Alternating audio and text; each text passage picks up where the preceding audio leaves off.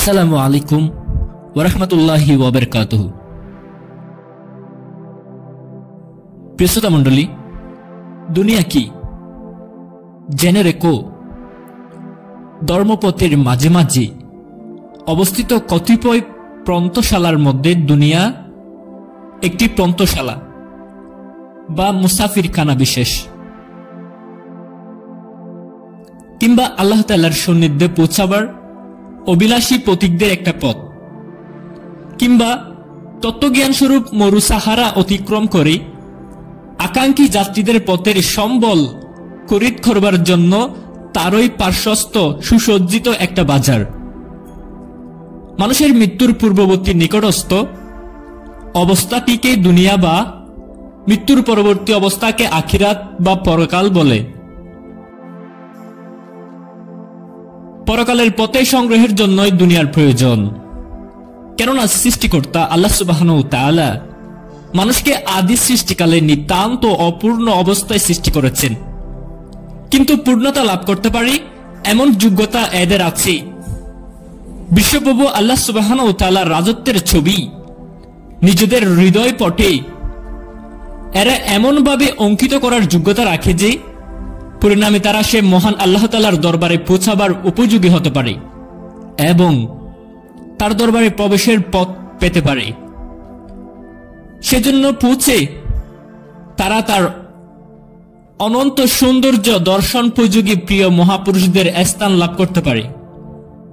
এই অবস্থা প্রাপ্তি তাদের সৌভাগ্যের চরম সীমা এবং তাদের জন্য বেহেশত। প্রিয় শ্রোতা মণ্ডলী, সৃষ্টিকর্তা আল্লাহ সুবহানাহু ওয়া তাআলা মানুষকে এই অবস্থা প্রাপ্তির উদ্দেশ্যে সৃষ্টি করেছেন। যে পর্যন্ত মানুষ চোখ না খুলবে সে পর্যন্ত না তারা আল্লাহ তাআলার অনন্ত সৌন্দর্য সন্ধান পাবে, সে পর্যন্ত তারা আল্লাহ তাআলার সৌন্দর্য সদর্শনে বঞ্চিত থাকবে। দর্শনের পরিচয় লাভ হয় আল্লাহ তাআলার বিচিত্র ক্রিয়াকলাপ সম্বন্ধে পরিচয় লাভ করতে পারলেই তার অপার মহিমা এবং সৌন্দর্যের পরিচয় পাওয়া যায়। মানুষের ইন্দ্রিয় জ্ঞান সে সমস্ত বিচিত্র ক্রিয়াকলাপ চিনবার প্রধান উপায়।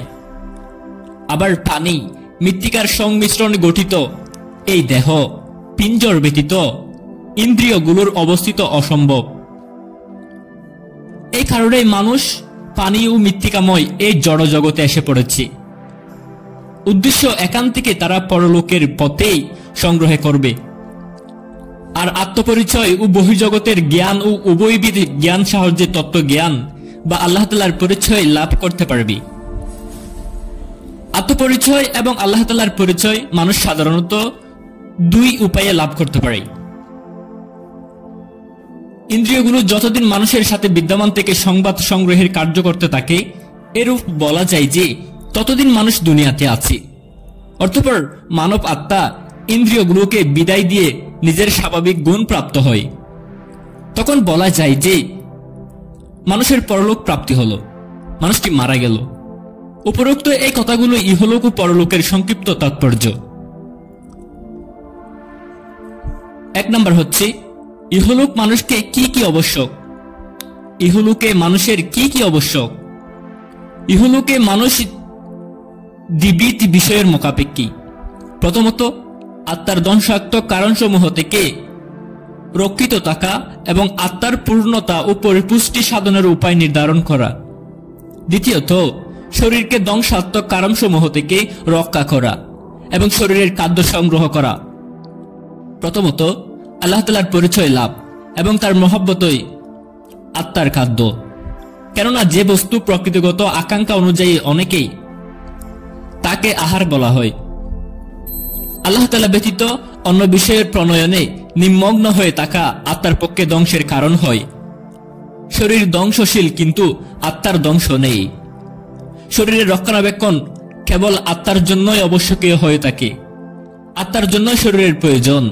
এই কথাটি একটি দৃষ্টান্তের সাহায্যে বোঝাচ্ছি। শরীরকে আত্মার একটি বাহন বলা যায়। কাবা শরীফে যেতে হলে যেমন উটরূপ বাহনের আবশ্যক হয়, তদুরূপ আত্মার গন্তব্যস্থান পরলোকের যাবার নিমিত্তে ও দেহ হলো আত্মার জন্য একটি বাহন।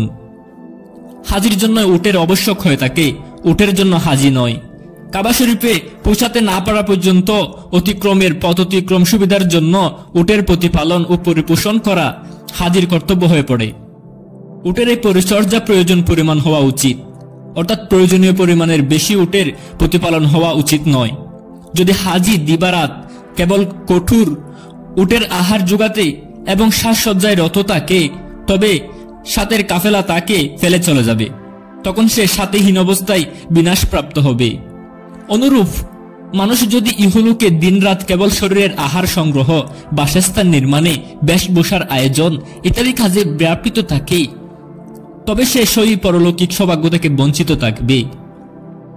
দ্বিতীয়ত, দুনিয়াতে মানুষ নিজের দেহ রক্ষার্থে জীবিত দ্রব্যের মুখাপেক্ষী থাকে। এই তিনটা হচ্ছে আহার্য দ্রব্য, পরিধেয় বস্ত্র, শীত ও গ্রীষ্ম ও অন্যান্য বিপদ থেকে আত্মরক্ষার নিমিত্তে বাসস্থান। পৃথিবীতে শরীরকে বাঁচিয়ে রাখার জন্য এই তিনটি বস্তু বিভিন্ন মানুষের আর কিছুর প্রয়োজন হয় না। সুতরাং এই তিনটি দ্রব্য দুনিয়ার মূল। প্রিয় মণ্ডলী, তত্ত্ব দর্শন বা আল্লাহ তাআলার সম্বন্ধনীয় জ্ঞান লাভকে আত্মার আহার বলা হয়েছে। তা যত অধিক পরিমাণে লাভ করা যায় আত্মার পক্ষে ততই মঙ্গল। পক্ষান্তরে শরীরের আহার খাদ্য সামগ্রী, কিন্তু প্রয়োজনীয় পরিমাণ অপেক্ষা অধিক আহার করলে পীড়াগ্রস্ত হয়ে বিনাশ প্রাপ্তির সম্ভাবনা রয়েছে। সৃষ্টিকর্তা মানবের মধ্যে আকাঙ্ক্ষা বা কামনা স্বরূপ রিপু প্রদান করেছেন। উদ্দেশ্য এই যে আহার, পরিচ্ছদ ও বাসস্থান পাবার জন্য এই কামনা রিপু মানুষকে উৎসাহিত করবে। ফলে দেহরূপ বাহন বিনষ্ট হতে পারবে, কিন্তু মন এরূপ প্রকৃতিতে সৃষ্টি হয়েছে যে সর্বদা সে নিজের সীমা অতিক্রম করতে চায়। তাকে নিয়ন্ত্রিত করার জন্যই বুদ্ধির সৃষ্টি হয়েছে। কামনা বা আকাঙ্ক্ষার সীমা নির্ধারণ করে দিবার জন্যই আল্লাহ সুবহানাহু ওয়া তাআলা ইহজগতে পয়গম্বরগণের মধ্য অবস্থায় ধর্মবিধানসমূহ প্রেরণ করেছেন। তিনি মানুষের মধ্যে কামনা রিপু সৃষ্টি করেছেন, অতঃপর প্রয়োজনীয় সময়ের সাথে সাথে বুদ্ধি যোগ করে দিয়েছেন। কামনা প্রবৃত্তি মানব দেহের মধ্যে বুদ্ধির পূর্বে সন্নিহিত হয় বলে পূর্বান্তে বলবান হয়ে পড়ে। ফলে সে বুদ্ধি ও ধর্মবিধানের অবাধ্য হয়ে মানুষকে আজীবন খাদ্য সামগ্রী, পোশাক পরিচ্ছদ এবং বাসগৃহের অনুসন্ধানে সর্বান্তরে নিযুক্ত রাখে। কাজেই মানুষ নিজেকে ভুলে যায় আহার, পোশাক ও বাসস্থানের প্রয়োজন কেন, তার ইহলোক আসার কারণ কি, আত্মার খোরাক, পরলোকের সম্বল সবকিছুই তখন মানুষ ভুলে যায়। এই বিবরণ থেকে ইহলোকের অর্থ ও আবশ্যকতা কিয়ৎ পরিমাণ বোঝা গেল। এখন ইহলোকের শাখা প্রশাখা ও তাতে প্রবৃত হওয়ার প্রণালী অবগত হওয়া এবং জানা আবশ্যক আমাদের। পার্থিব পদার্থের শ্রেণীভেদ, দুনিয়া বা ইহলোকের মর্ম মনোযোগের সাথে বোঝাবার চেষ্টা করতে জানতে পারবে যে তিন শ্রেণীর পদার্থ ইহলোকের অন্তর্গত। প্রথমত, উপাদান পদার্থ, তাপভূমির সাথে জড়িত, যেমন উদ্ভিদ ইত্যাদি। দ্বিতীয়, খনিজ পদার্থ, যেমন তাম্র, পিতল, লৌহ ইত্যাদি। তৃতীয়ত, জীবজন্তু। উদ্ভিদ জাতীয় পদার্থে শস্য, বাসগৃহ ইত্যাদি আবশ্যকীয় দ্রব্য পাওয়া যায়। খনিজ পদার্থ থেকে বাসন কুসন, অস্ত্র শস্ত্র প্রস্তুত হয়। বাহন ও খাদ্যের জন্য জীবজন্তুর প্রয়োজন। মানব শুধু ইহলৌকিক উপার্জনে ব্যস্ত। প্রিয় মণ্ডলী, মানুষ নিজেদের দেহে এবং অন্তরে সতত উপরোক্ত তিন শ্রেণীর দ্রব্য সংগ্রহে নিযুক্ত রাখে। মনকে এই সমস্ত দ্রব্য সংগ্রহের কামনায় এবং হস্তপদকে সেগুলো নির্মাণ কাজে নিয়োজিত রাখে। এই সমস্ত ইহলৌকিক পদার্থের সংগ্রহে মনকে মশগুল রাখলে মনে লোভ, কিফরন, শত্রুতা প্রভৃতি নিকৃষ্টভাবে উদয় হয় এবং পরবর্তীকালে তাই আত্মার বিনাশ প্রাপ্তির কারণ হয়ে দাঁড়ায়।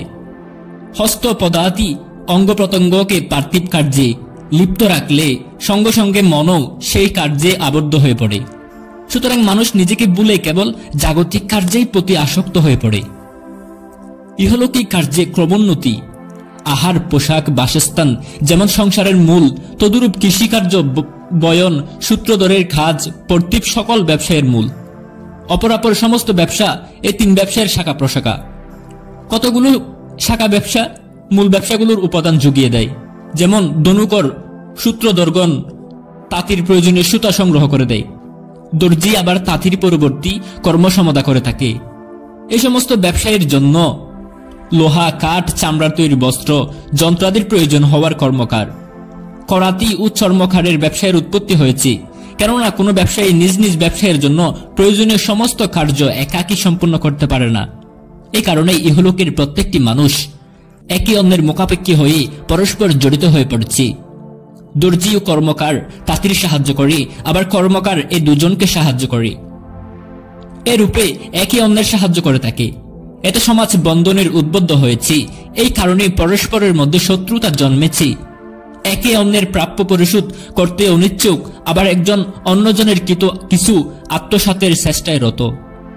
এই অসুবিধা দূরীকরণের জন্য 3 প্রকার কার্যের উৎপত্তি হয়েছে, যথা শাসন কার্য, বিচার কার্য, আইন ব্যবসা।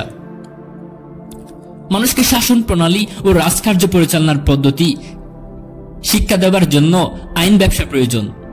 এই 3টি কার্যে হস্তপদের ব্যবহার না থাকলেও এদেরকে ব্যবসা নামে অবহিত করা হয়ে যায়। এই কারণে পৃথিবীতে ব্যবসার কার্য অসংখ্য উৎপত্তি হয়েছে। পক্ষান্তরে মানুষ এই সমস্ত ব্যবসার মধ্যে নিজেদেরকে একেবারে নিমগ্ন করে রেখেছে।